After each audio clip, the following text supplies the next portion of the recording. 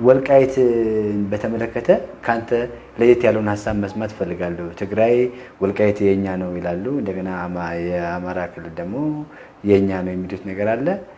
ሶስተኛ ሐሳብ አለ? እኔ የምለው ወልቃይት የኢትዮጵያ ናት ነው የምለው። የአማራም የትግሬም አይደለችም ነው ሶስተኛ ሐሳቤ። እና ኢትዮጵያ እንዴት አድርጋ ታስጠብቅ ነው ይሄንንና አክቹአሊ ባለፈው አምባሳደር ሙዝና ፓስተር ዮሐንስ እዚህ ሲከራከሩ ነበረ። አጠገብ አንድ ላይ ባይሆኑም አንዱ ለሌላው መልስ ሲሰጥ ነበረ። እኔ የአምባሳደር ሙዝን ሐሳብ ነው የምደግፈው፣ ትክክለኛ ስለሆኑ ማለት ነው። ምንድነው ትግራይ ሁለት ቦታ መከፈል አለባት ሲሉ ነበር እሳቸው። እኔ እንዳውም ሁለት ቦታ ሳይሆን ሶስት ቦታ ነው መከፈል ያለበት ትግራይ ጭራሽ። አዎ ብዬ ነውና ሶስት ቦታ ምለው ምንድነው የአሁኗን ትግራይ ነው የምንለው።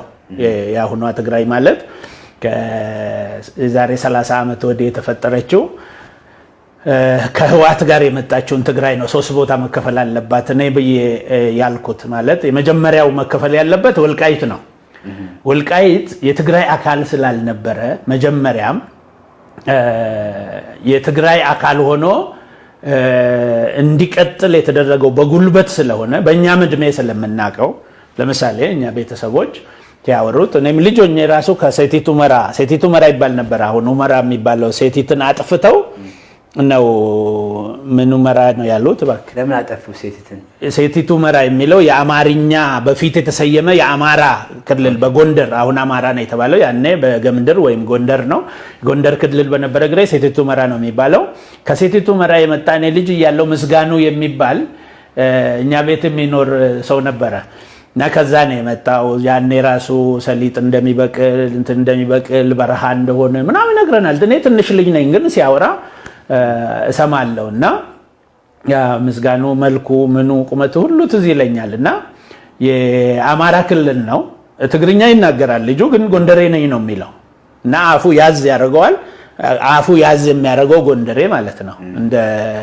እንደ ኮሎኔል ደመቀ አሁን ኮሎኔል ደመቀ ፒውር አማርኛ ያወራሉ ግን ያዝ ያደርጋቸዋል እዛ አፍ መፍቻቸውም ወይም ትግርኛም ተናጋሪም ስለሆኑ እዛ አካባቢም ስለነበሩ አንዳንዱ አማርኛ ውስጥ መጥበቅ የሌለበትን ያጠብቃሉ፣ መላላት የሌለበትን ያላላሉ። ግን እኔ ትግራይ አይደለሁም በብሔሬም አማራ ነኝ ብሎ ነው አይደል እየተከራከሩ ያሉት።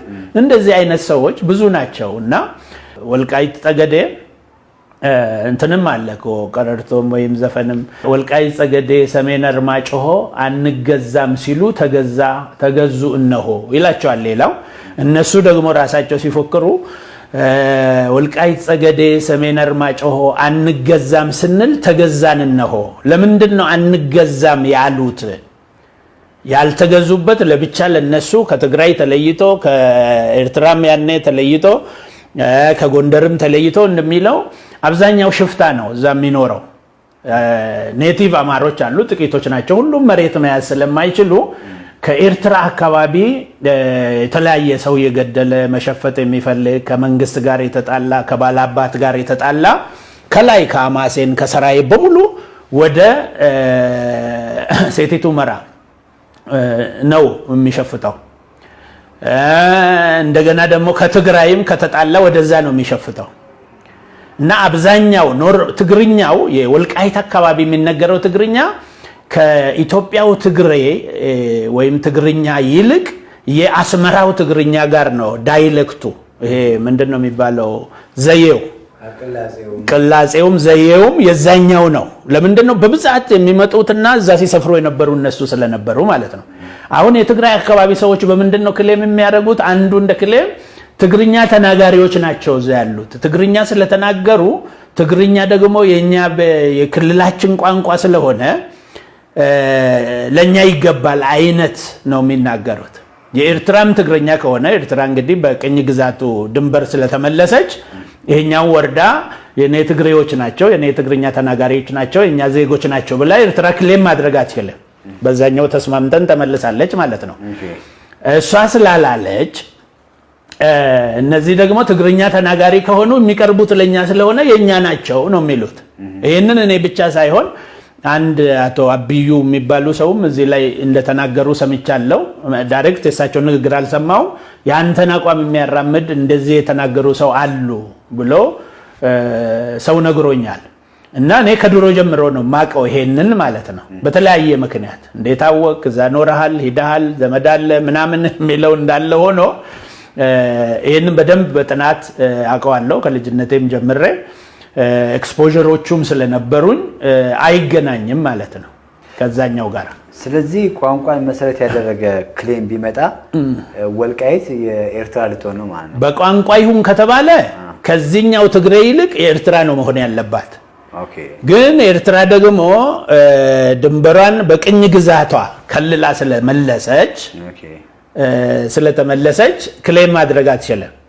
አሁንም ደግሞ ትግርኛ ተናጋሪ ነው አማርኛ ተናጋሪ ነው የሚበዛው ለሚለው ከዛሬ 27 ዓመት 30 ዓመት ገደማ ጀምሮ አማራውን እያጠፉት እያባረሩ እያሳደዱ እያሰሩ እየገደሉ ከማጥፋታቸው በፊት በህዝብ ብዛት የሚበልጠው አማራው ነው። እዛ የአማራው ተወላጅ ነው ማለት ነው። ወይ ወልቃይቴ ነው የሚሉት እነሱ ወልቃይቴዎች ናቸው የሚበዙት ማለት ነው። በአሁኑ ደግሞ ባለፈው አማራ እስከያዘበት አማራ ክልል እጅ እስከወደቀበት ጊዜ ድረስ ደግሞ ብዙ ትግሬዎች ወይም የትግርኛ ቋንቋ ተናጋሪዎች የዚህኛው በስተዋል። ለምንድን ነው? በጉልበት እያሰፈሩ እዛ ቦታ ላይ እንደሱ አይነት ነገር ሰርተዋል። ግን ክሌም ማድረግ ቢያስፈልግ ያኔ ኤርትራ ክሌም ብታደርግ መውሰድ ትችል ነበረ። እሷ የቅኝ ግዛቱን የበፊቱን ይዛ ነው እንጂ ሁመራ አካባቢ ያለውም የኔ ነው። ስለዚህ ትግርኛውም የኔ እንትን ስለሆነ ብላ ኢሳያስ ወጥሮ ቢይዙ ይወስዱት ነበር ማለት ነው። ያኔ እነዚህ ልክ አሰብን እንደሰጡ ይሄንንም ይሰጡ ነበረ። ግን ኤርትራንም ክሌም አላረጉም። ያኔ ኤርትራዎችም ክሌም አላረጉም። ምክንያቱም የቅኝ ግዛቱን ነው እነሱ የተከተሉትና ማለት ነው። ስለዚህ ትግርኛውም ራሱ የዚህኛው ስላልሆነ ልክ ትግርኛ ከተናገረ ለኔ ነው የሚቀርበውና እኔ ካልወሰድኩ የሚል ሎጂክ አይሰራም ማለት ነው።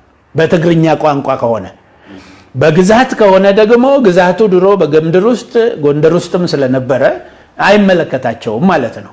ስለዚህ አሁን ተባበሩ መንግስታት እንትን ቢደግፈው ይሄ በዛ መንገድ አይፈታም። በጉልበት ወስደን እንሰጣለን ብለው ሊያደርግ ይችላል። የኢትዮጵያ መንግስትም ሰላም ለማግኘት ሲል ጫና ስላለበት ግን ሰላም አያመጣም ይሄ ነገር ማለት ነው። ኢን ዘ ፊውቸር